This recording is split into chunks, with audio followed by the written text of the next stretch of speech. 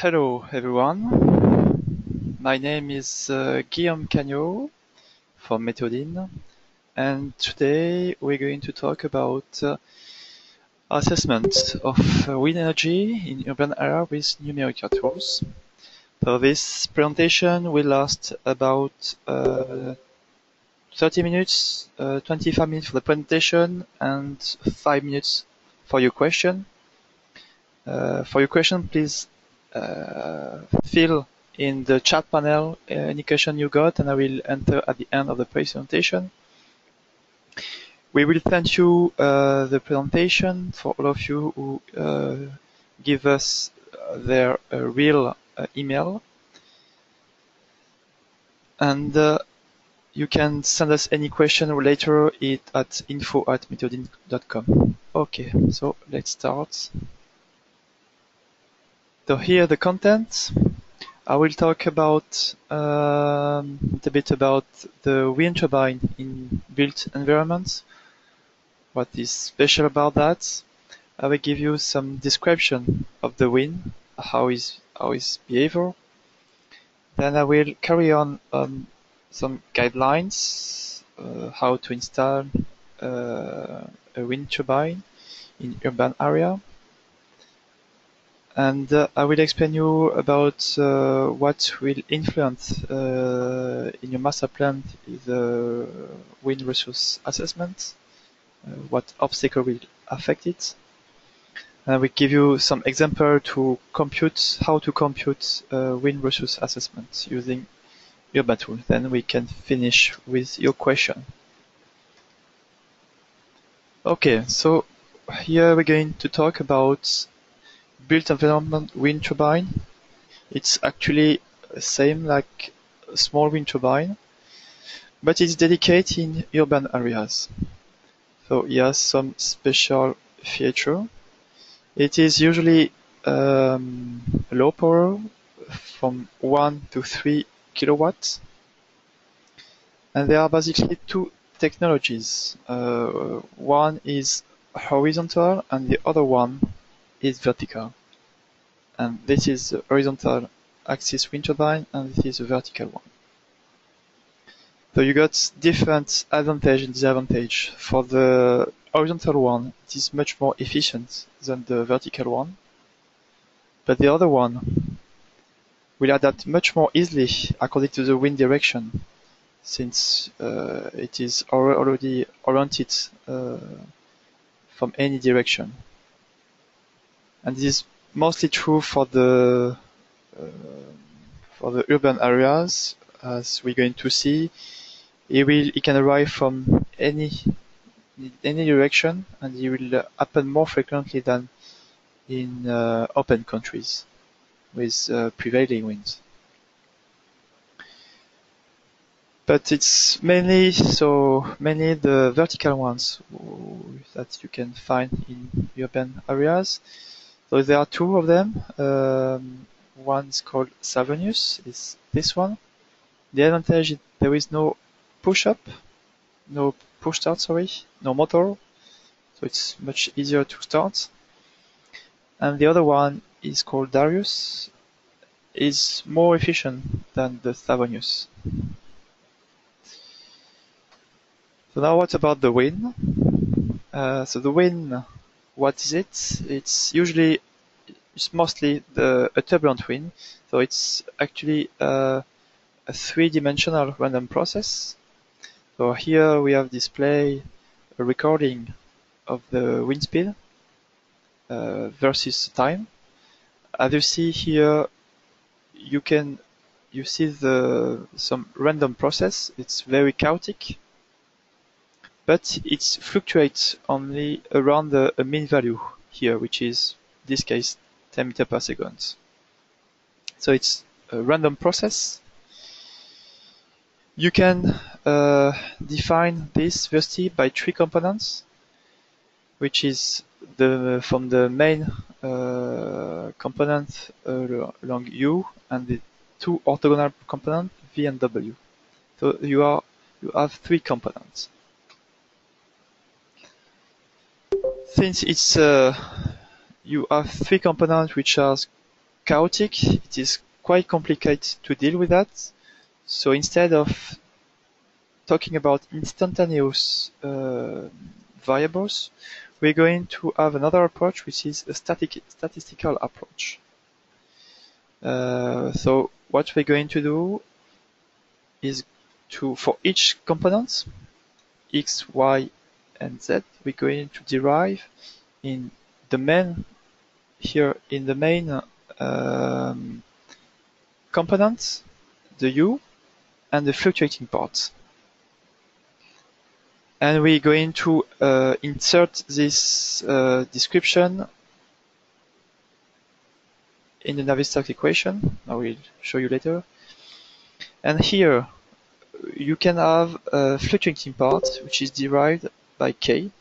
So at the end, what you got is the mean part, the u part, and this, which is called the turbulence density, which is defined by the square root of k, the turbulent kinetic energy, and u bar. So from 3 components, you derive into 2 parts, which is the mean part of u mainly and the turbulence density, which is much more easy to deal with.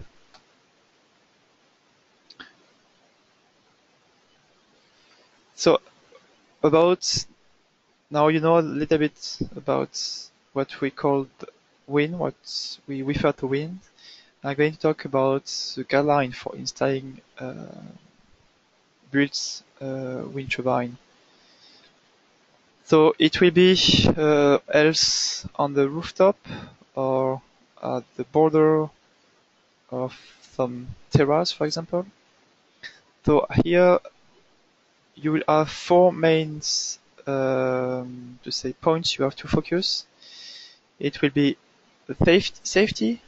So what we build the effect of the high fatigue environment, meaning that you will have a lot of turbulence.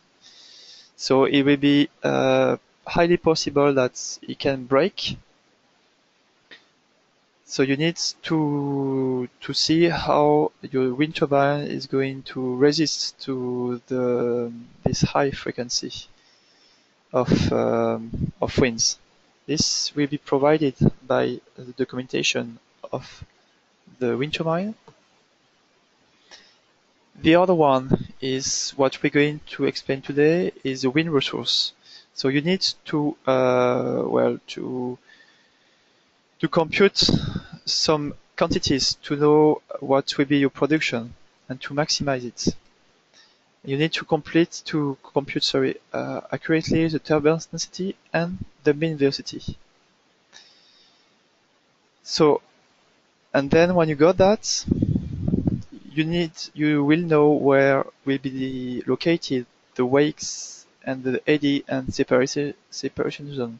Those areas are not very efficient, the most efficient area for the production. So this is very important key to look at. Then you need to look on the turbine technology, which means that you need to take in account the noise that will give the blade, and how it's going to give the vibration of the blade. So this is what the manufacturer can provide you in the documentation. And the last point is the interaction between the wind turbine and the buildings. So it will be the frequency, the resonance frequency between the buildings and the turbine. And if the blades is going to rotate at some frequency, and this frequency is about the same as the structural frequency of the buildings, then this can lead to major issue. Another point is about the mechanical and electrical integration inside the buildings, how you can deal with this. So this is the main 4 points you have to focus on. I will deal only about the wind resource today. So the first step is what will be in your project the weather data. You need to know accurately what will be your mean speed, your wind rows on your projects. But usually what you have is weather data outside of the town. It's mostly at the airport. But in between the airport and your project, you will see that you will have a lot of obstacles. So the roughness will be completely different from outside of the city to your project. So this is a very important point you need to deal. Here I want to show you that I've talked just before about the roughness, so it will affect the mean velocity and the turbulence, but also it will affect the direction. Here you have an example of the mast at the airport, and you see that the prevailing wind is coming from the east. Here you have a project, and we're going to transfer the rows from here to here. And in your projects, inside your projects, you are going to show you the wind rows. So for example, this point, and let's take this one, these 2 points. As you see, the prevailing wind is not anymore the east, but is now the south. So the directions are changed. It's not always obvious how to see that. I mean, coming from the weather data from the airport. So why does it happen? There are mainly 3 effects. One is called, the most famous, is called Venturi effect. So it's a speed up between buildings or row of buildings. So it will accelerate in between those two rows of buildings. It will create a strong acceleration here and a turbulence, high turbulence. So you can imagine here, maybe it will be interesting to have some wind turbine. Depends of the level of the turbulence, but at least for the mean speed, it could be interesting. Another effect is called the corner effect. So it's when the wind here coming from the left of the screen to the right is going to flow to impact the building here and flow downward, and is going to escape on the corner of the building. So here you see here there is a stronger acceleration. The blue is low velocity and the red is strong velocity. So here you will have acceleration of the wind. So also here you can imagine we can set up some wind turbine for this, thanks to this effect, corner effect. And the last one is called the Wise effect. It happens between 2 buildings. So you will have the winds blowing from the left of the screen to the right. It will impact the buildings, go downward, create the first vortex here, but also to the other one, it will create a smaller one. So the bigger one, as you cannot escape here easily, you will try to escape on the corner also. So in reality, how it looks like the wind, it's actually a mixture of all those effects. So corner effects, Venturi effects, Wise effects. You can see here, for example, the projects, and we can imagine here if the wind is coming toward this direction, you will have here a venturi effect. But if the wind is coming toward this direction, on the diagonal of the image, it will create a corner effect. So it's a mixture of all those effects, things you need to take into account the total wind rows or the direction in your synthesis. You cannot take into account only one direction, otherwise you will miss some effects. So how you can do that? How you can compute or to assess wind resource?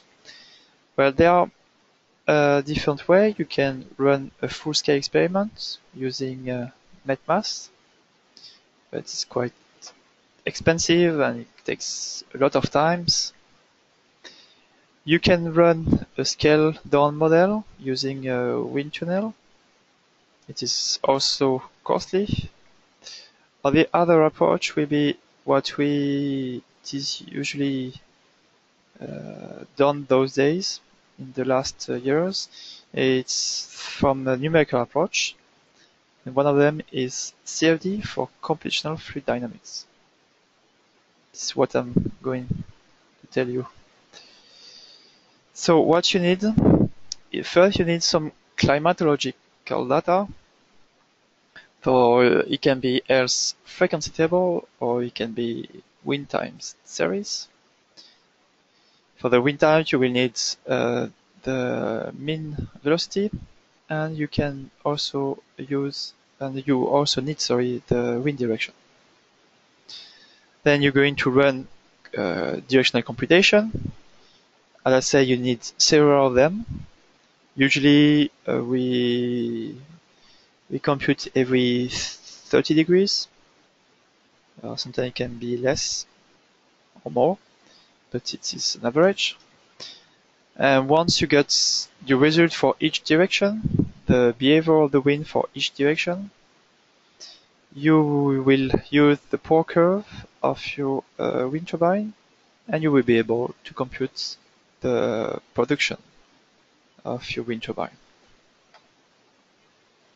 So I will talk about this was general for all the CFD tool, but now I will talk about our product, UrboWind. So how is it done? It is in 3 steps. The main one is to set up the case. So you will need 3 inputs, which will be topography, buildings, and pose elements. So here buildings in gray, pose element, which is vegetation, trees, edge. And the last one is topography. One is mandatory, is the buildings. Then you will launch computation. Everything is automatic, from the generation of the mesh to the boundary condition. And you will get some coefficient, some wind speed coefficient. And the last step is the synthesis, where you're going to use the weather data and also your power curve. And finally, you will get the wind production, wind energy production. So to be more specific, what you need for all the inputs, all of them are STL file for the buildings, for the ground, and also for the vegetation. So all of them can be exported from the most of the CAD software, such as SketchUp, AutoCAD, Rhinoceros. It is quite straightforward. The other inputs are the weather data. It can be, let's say, frequency table or time series. I will explain you later how you get it. But the file is a very simple file for the time series. It's just 2 columns, one for the wind speed and the other one is for the wind direction. The frequency table, it's a little bit more complex, but not so much. It's how much percentage or occurrency of winds you will have per velocity every meter per second and per direction. And the power curve is a TXT file, so it's basically the wind speed and the power you will have. And then you will be able to compute the wind characteristic, so the wind rows for all the points and also the wind prediction. So this is quite easy. The now big question is how you collect your weather data. So I've summed up here 4 different ways to do it. The main one is coming from your national weather data providers. So it's usually you have to pay for that. It's a service. In France, it's Météo France. In Japan, it's NIWA. In UK, it's Met Office.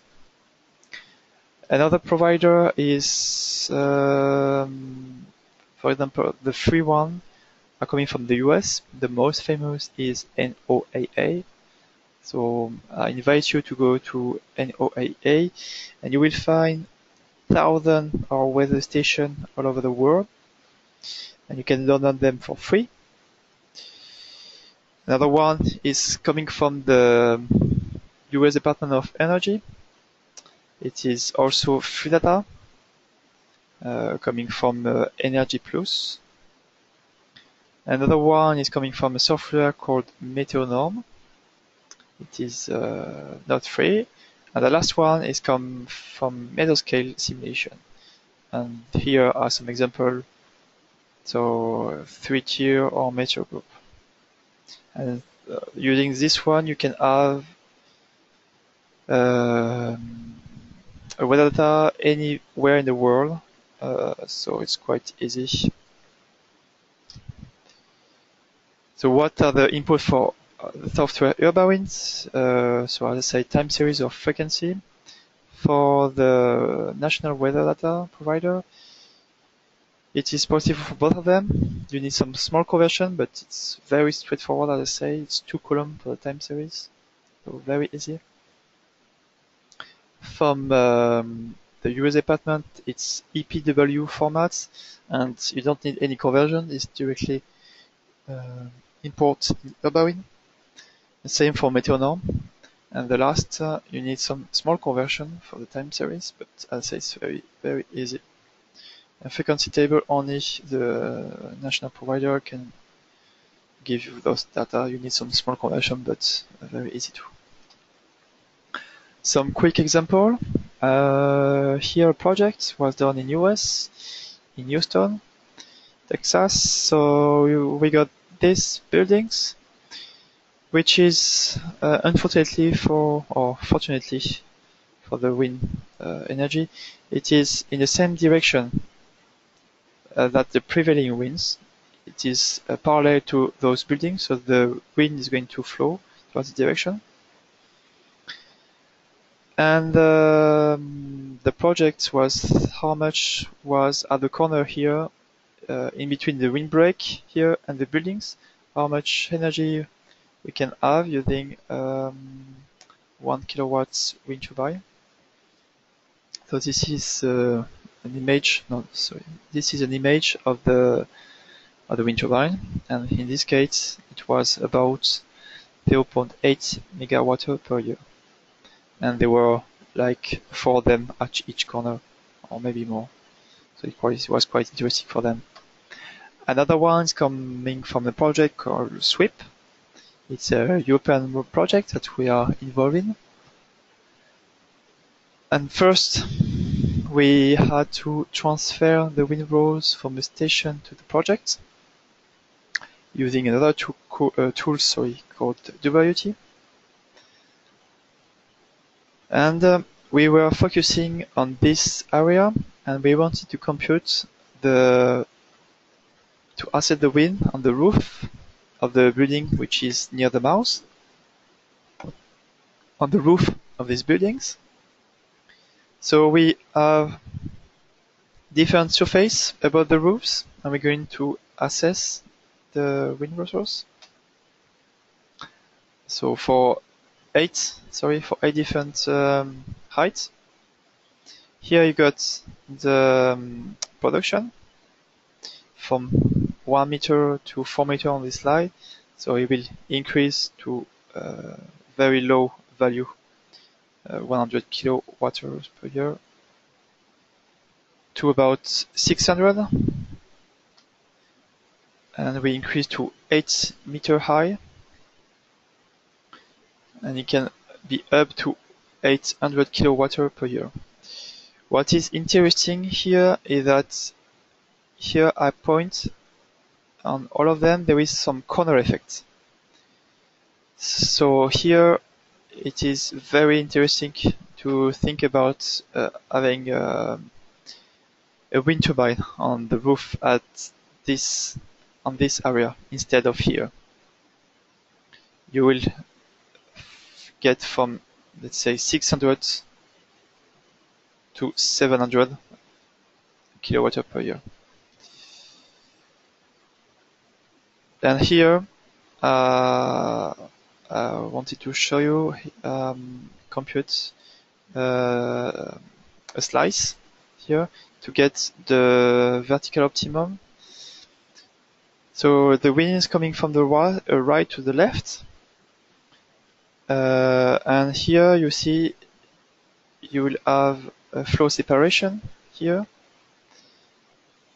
And what will be interesting is to get the wind maybe more here. So we get more winds on the side here, and maybe less turbulence than here. Here I wanted to show you an example about the vegetation. Sorry about the mistake here. Here we have the case with the vegetation, so a big tree here, and here without vegetation. And the wind is coming from this direction to the top here of the screen. As you see here is where we wanted to put the wind turbine. Compared to here, we have less wind. When it's red, it means that the wind speed is much higher. So here we have much higher winds than here. So we see the effect of these trees upstreams. A little bit about the performance of the software. So, for example, from a small size, about 20 detached building, 100 meter radius, to 500, which will be about a downtown area with very high buildings, about 100 meters. So for a small case, it's about 5 minutes for one direction, about 400 megabytes of RAM, and to a larger case, about 25 minutes for 200 meters. 350 meters, it's about 4 gigabytes of RAM and 160 minutes, and very large and complex area, it's about 16 gigabytes of RAM and 1200 meters. So this was done using this configuration.